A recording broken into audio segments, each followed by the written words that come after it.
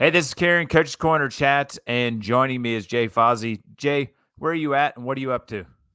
Hey, I'm at Lakeland Preparatory School in Lakeland, Tennessee. How long have you been at Lakeland, Jay? This will be my third year.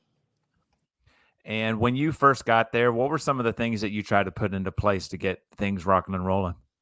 Um, well, we're a brand new school.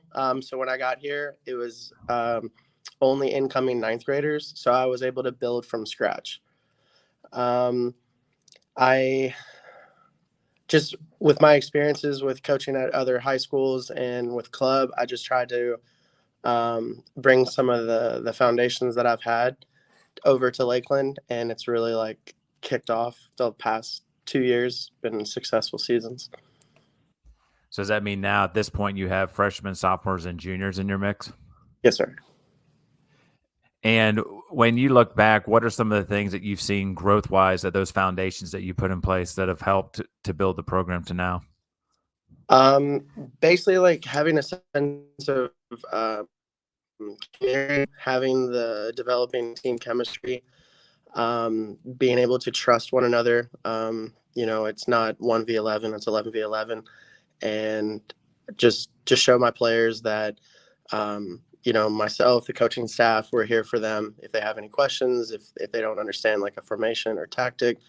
We kind of talk with them one-on-one or as a group, just so that way they can kind of understand kind of our game plan, kind of fine tune things, tweak it for different opponents, but mainly to try to bring like a sense of community and camaraderie with the group.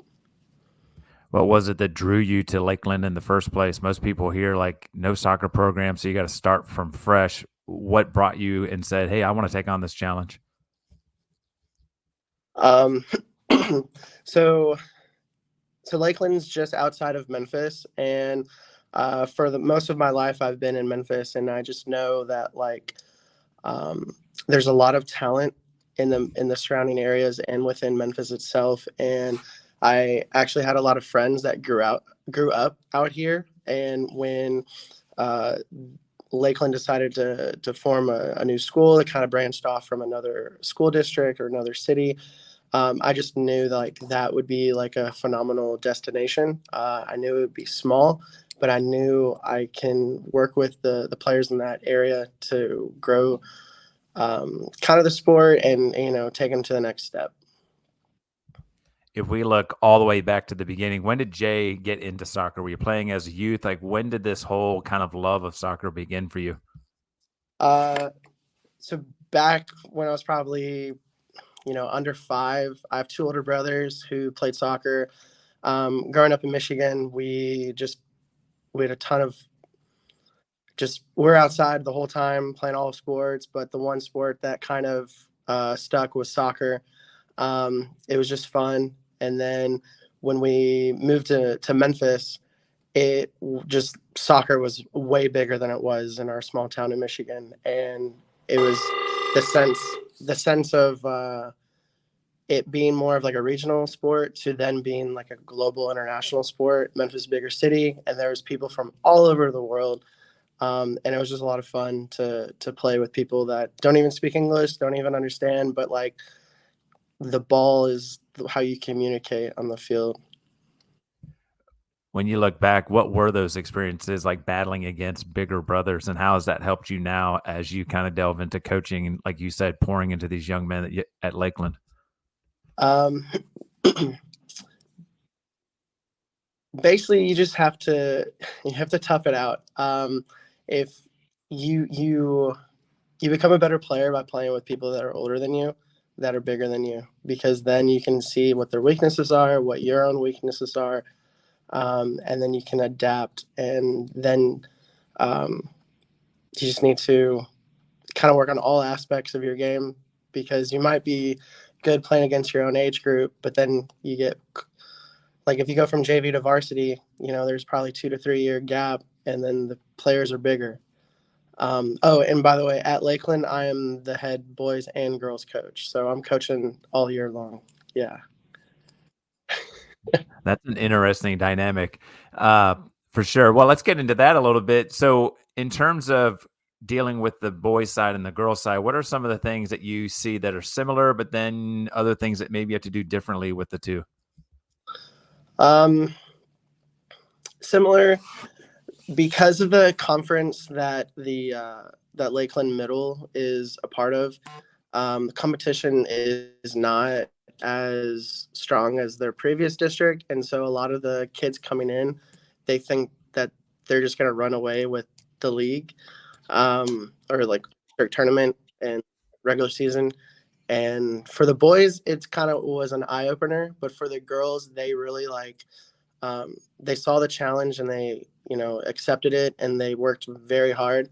The girls have gone to state the last 2 years with only underclassmen.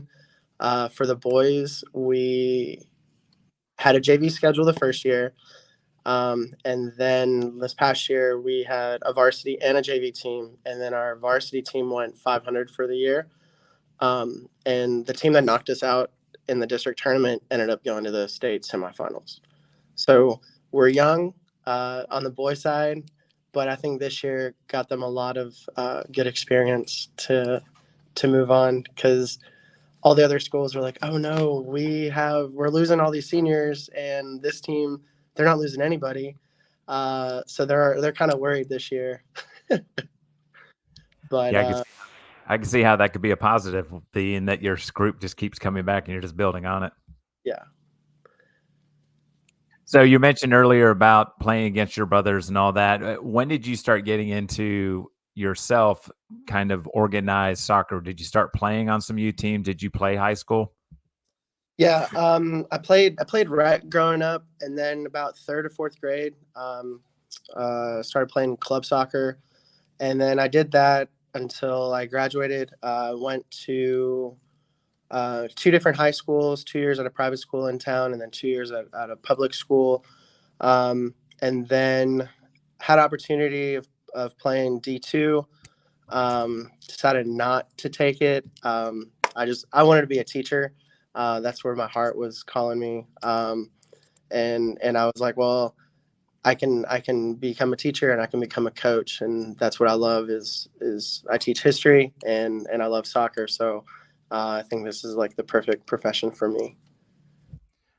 How difficult was that to make that decision to give up the playing side of things? Um, it it was a bummer at the moment, but looking back, I think it was the right choice because my time in college allowed me to establish like a really great friend group, um, and then just like set my priorities to kind of like what I'm trying to build off of for the future. And I'm just very thankful for that. So it's like a band-aid. You just rip it off, it hurts a little bit, and then you just keep going. You mentioned teaching and coaching was something that you felt like you were kind of drawn to. What was it about those opportunities that you thought, I think Jay could be really good at these? Did you say what opportunities or?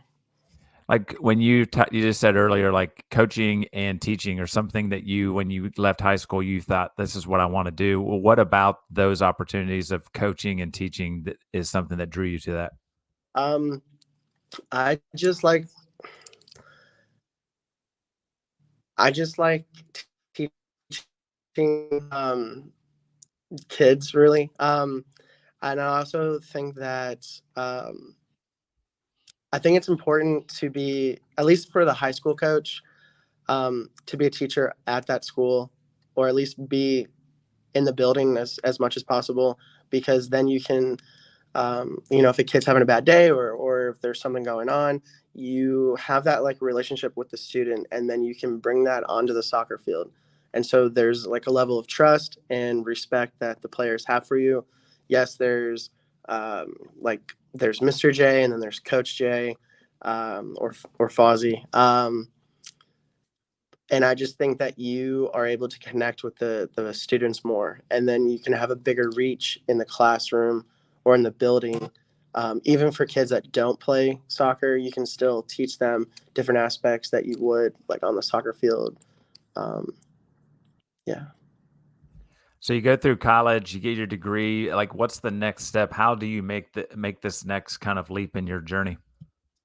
So throughout college, I was coaching a local club team, and an opportunity came where my old high school, they were looking for like a goalie coach slash like JV coach, and I was like, oh, cool, this is kind of like what I want to do. This is kind of like, I wouldn't say like my way in, but it was more like an internship type thing to see if that next level is something that I can uh, like I can compete with. I can handle going from U15 boys to U18 high school boys and girls, just to see, because there is a difference sometimes within club and school soccer. But that's kind of how that progressed throughout college and then after college. And then luckily I was able to get like a temporary teaching position.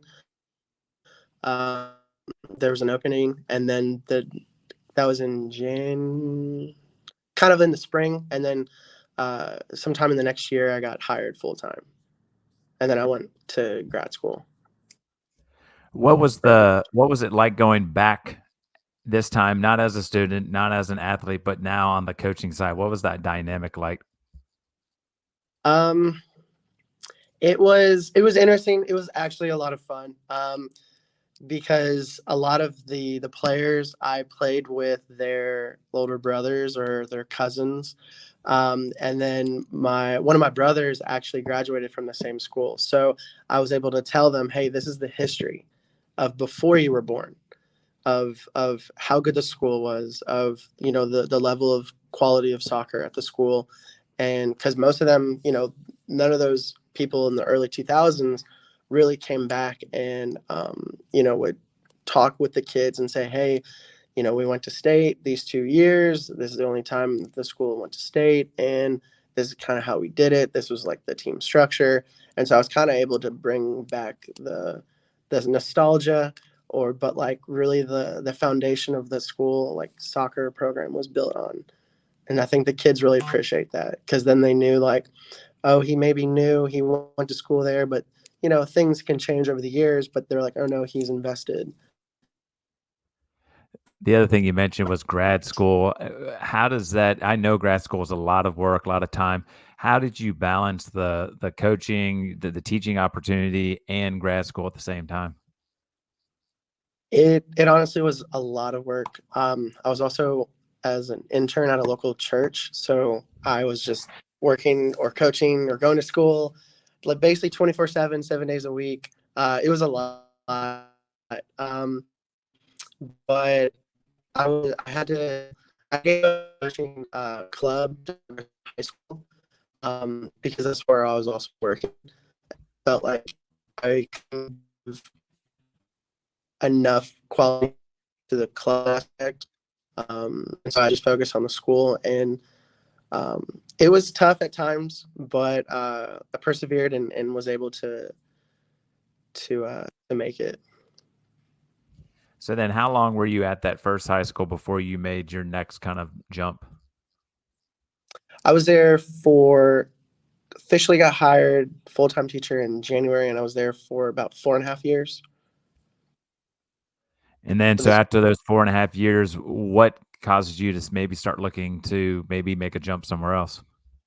um, it was really the fact that Lakeland was opening up a high school. I thought, because I always had it in my mind. I was like, oh, either like creating a club program or a brand new high school would be kind of ideal, so I can start fresh, bring in my own ideas, um, and that was really the only reason why I was going to leave the former school, because I loved working there.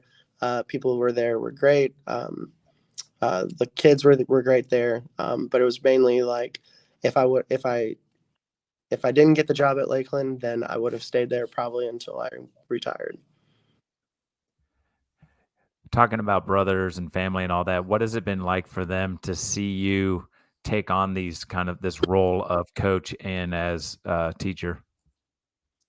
Um, they're both not coaches or teachers, but they both played soccer, and so sometimes they're like they don't understand how much, like how you do it all, because they're like, you're a teacher, you should enjoy your summers, you shouldn't be having practice, you shouldn't be, obviously I should be planning for like for teaching, but they're just like, oh my gosh, you're busy all the time. But no, they really like the fact that I'm doing it. Like I said earlier, they knew that was my calling. Um, they they're very supportive. They give inputs uh, from time to time. They're always to do better, to giving me pointers and stuff like that. But it's been a lot of fun to have them kind of in my corner to help me out because it's um, they're a lot older than me, but so it's kind of fun to see like them giving me hints and pointers of like, oh, like early 2000s, this is how soccer was played. In the mid 2000s, this is how soccer was played. And it's like, well, now things are a little different. So it's just like, oh, okay, that's kind of cool. You also mentioned that coaching boys and girls is the seasons like different times. Like here in Ohio, boys and girls season is identical time. Is yours kind of flip flopped or separate? How's it work in Memphis? Ours flips. So girls' high school is in the fall, boys' high school is in the spring, and then the club seasons switch. So boys play club in the fall, girls play club in the spring. So, like you said, you're pretty much coaching nonstop all year long. Yeah. So right when the girl season ends is kind of when boys preseason starts. The first year was a little rough just because for the boys I was the only coach, and then for the girls I had an assistant. So I was really only off maybe like a week or two, and then we started preseason. But this past year I started getting a couple more coaches, and so I was able to facilitate some of the stuff um, because the girls have been doing so well going to state, which means we're playing until probably mid to late October. And so now I have an assistant coach who's also a coworker of mine at the school. He'll be running some of the boys' practices or conditioning days during October or November. How helpful has that been to have another person in the mix that can take over some sessions like that? That kind of takes a little bit of the burden off of you. It's honestly amazing. Doing it yourself is not fun. It's very uh, draining, but rewarding. But it's just nice that you trust somebody that has the same vision, same mindset of wanting the kids to do better, to get stronger, to get faster, to work on their skills. Um, because at the end of the day, like if we don't teach like skills and development, the players are just kind of stuck. So. You've talked you've talked about doing a lot on your own, grad school, all that type of stuff. What do you do to kind of maybe get away from things? Is there an opportunity ever if you're going? I mean, it sounds like you're going from boys right in or girls right into boys, and then there's the summer, and you're still doing stuff. Then, what things do you do to kind of get away from soccer a little bit? Um, Quick weekend trips. That helps. And then really just taking the opportunity to like if it's a 3-day weekend, I'll possibly ask off for like a Friday and have like a 4-day weekend. Just enjoy like my time off. Um, but also like to facilitate different practices, just with different coaches. And so like I'll be there. I'll be working with the offense, another coach with the defense, another coach with the goalies, and so it's just not kind of like overbearing.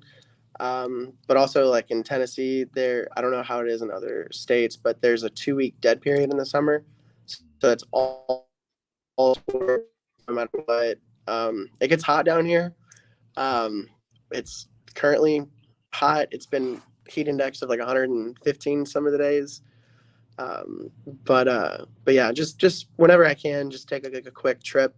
My wife, she loves going to the beach, so we got to go on some sort of trip every couple months, and those are always fun and relaxful. What has her dynamic been in terms of supporting you as a coach? We all know, like you've talked about, and I know we were away from family quite a bit and all that. What has she been like as part of this equation that is, Jay as coach and teacher? Um, so she played soccer growing up, and so she knows like what it kind of takes to coach. Um, and so like she's from South America, and so like soccer is really big in her family.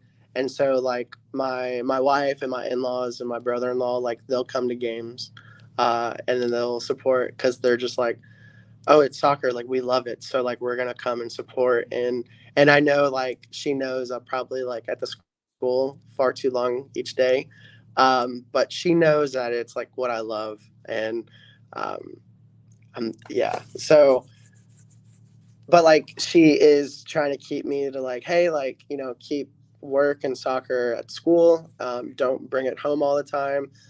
So then we kind of have like a place for home and a place for work and soccer. So she's been really good at keeping me kind of steady and to keep reminding me like where my priorities are, and just being there and supportive. So So her family loves soccer. You've got brothers that have played soccer. What about your parents and stuff? Have they enjoyed watching you become that coach and teacher? And what was their kind of involvement as you were growing up and even now when it comes to soccer?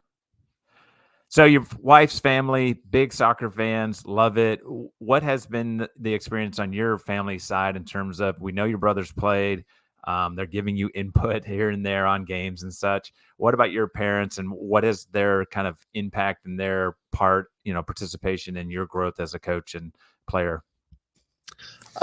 they've been like really amazing with the whole thing. They they never forced they never forced myself or my brothers to play soccer, but they were the type of parents that would be there every game, every practice, and they made sure that we were supported, that we were loved, and like no matter what, that they cared and they wanted the best for us. Um, and so it's funny that my dad knows a lot about soccer, but it's only after my brothers and I started playing. They grew up in Toledo, Ohio, and they soccer wasn't that big. They said only a few pockets of different parts of the city would have soccer, but it was only in those particular neighborhoods. But they just they knew it was around. They love watching it, and they just really been supportive. And they love the fact that um, after kind of like my playing days were over, that I um, got into coaching, and they just like the fact that I was able to use my knowledge, my experience of playing growing up, to then kind of transfer that over to the next generation. Earlier, you mentioned Memphis being kind of like a melting pot of ethnicities and styles of play and all that type of stuff. What is the culture of soccer in Memphis, Tennessee? Oh, it's very international. Within the city of Memphis, rather if you're like in Midtown, East Memphis, North or South Memphis, depending on the high school, you could have a different um, kind of different. There's obviously different demographics, but they're like one school could be mostly Hondurans, one school mostly Venezuelans, and some from Somalia, some from Senegal, um, and it's just it's very diverse. And so when you play different schools, they have different playing styles. And so then there's a lot of schools that are very diverse. And so then they kind of take different aspects of playing styles and they kind of mesh it. And so those are kind of the schools that are kind of difficult to play against because they can at any moment they can switch it up on you. It's really interesting because usually most people, when they think Memphis, you're thinking South. It's a lot of country bumpkin type. So it's really cool to hear that. And in terms of styles of play, so you're saying that there's actually even a diverse mix of styles. Like what type of styles do you end up seeing? Um, so a lot of the suburb schools will probably play possession style. They're a little bit more relaxed on the ball. They want to keep it the whole time, and then the other schools or the other teams will just chase it the whole time. But then if you play some of the Memphis schools, um, they'll be they'll have skill, but then they'll also have speed and size. And then so depending, they won't always play like the like over the top type soccer, or like how people say like, oh, the American way to go forward is just boot the ball and run, and then chase after it. But no, so that like some schools will do that, but then they'll also do like possession. Um, and so that was the team that we lost to in the district tournament for the boys. That's kind of how they are. They can boot the ball over the top and then run onto it, but they also can, spread the field and play possession, and and that's basically how they were able to go to state because they had a lot of seniors, they had a lot of experience, and so it was fun to play against them because my boys learned a lot. So as you're now getting further along into building the Lakeland Prep program, both on the girls and boys sides, what are some of the things that you continue to hope to kind of build over the next 2, 3 years? Um, my goal is to develop like a regular season schedule that will be challenging, that will push my players. Um, I don't I don't know how often coaches say it, but like they don't care about the wins and losses, or like the record overall.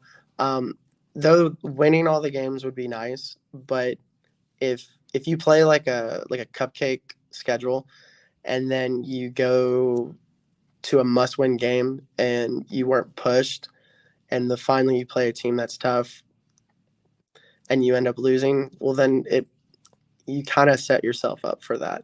And so I kind of want to have it in the kind of like the culture that I'm trying to establish of competitiveness is your spot um, your spot on the varsity, your spot on JV is not set. So if you don't work hard, you don't follow kind of the game plan, or if you end up having like an attitude or you miss practice or games, you're gonna get dropped, kind of like what the pros do. But if you get dropped, it doesn't mean that you're gonna stay there. So I just want like every day for it to be kind of a challenge. There's competitiveness, so that way you don't feel.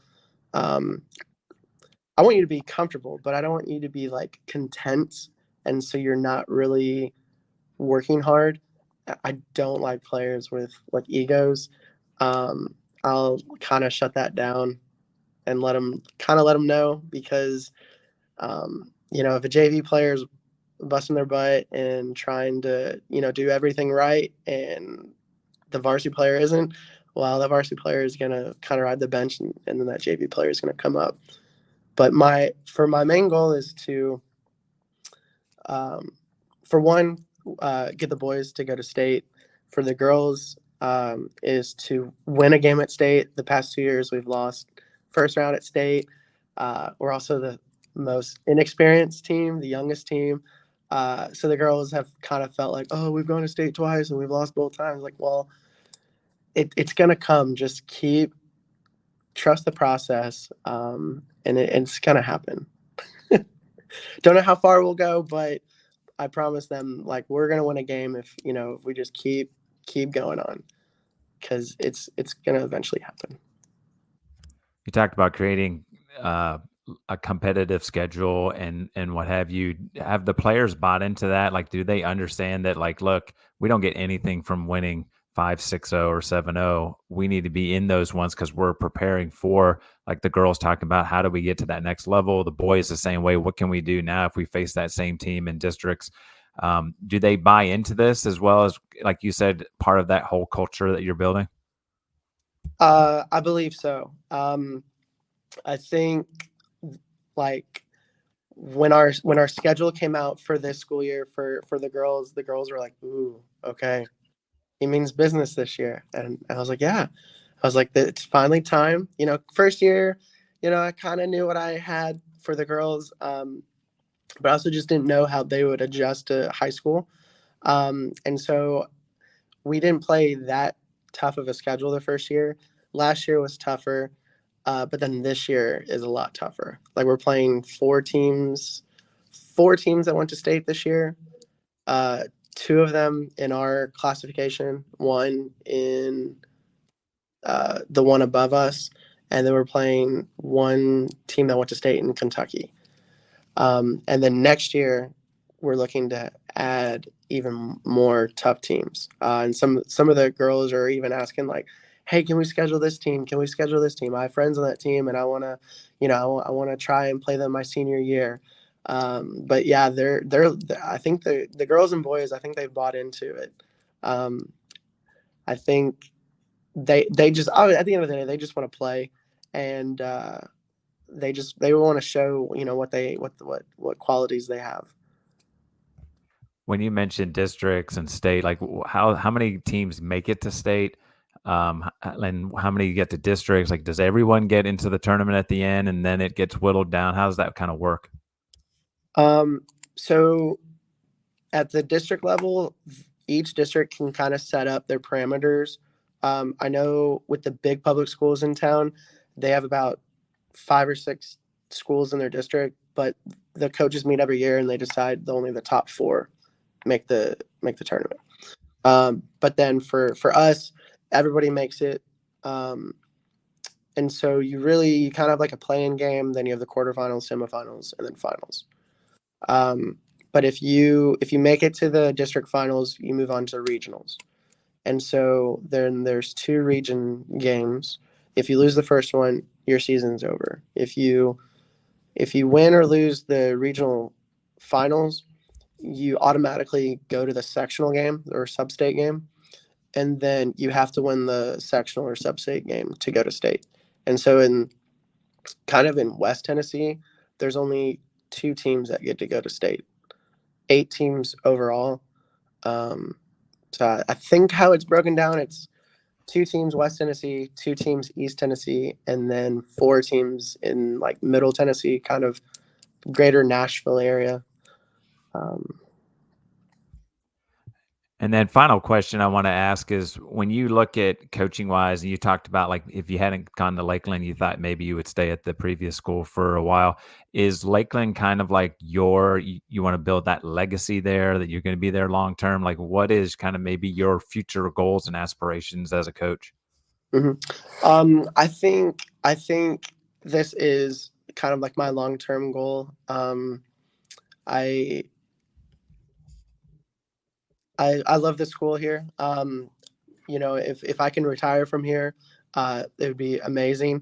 Um, I think at one point I was thinking maybe coaching college, um, but mainly maybe one day when my coaching days are over in high school, um, maybe look into that. But I think at the moment, I think I'm in a good place. I like the students here, the players, my staff, my coworkers, and then the community in Lakeland. They're very supportive. So I think I'm in a good place, and I just want to continue to grow this program. This chat has been awesome, Jay, and that's a perfect way to shut this thing down. This is Caring with Coach's Corner Chats with Jay Fausey, and I'm out. Peace.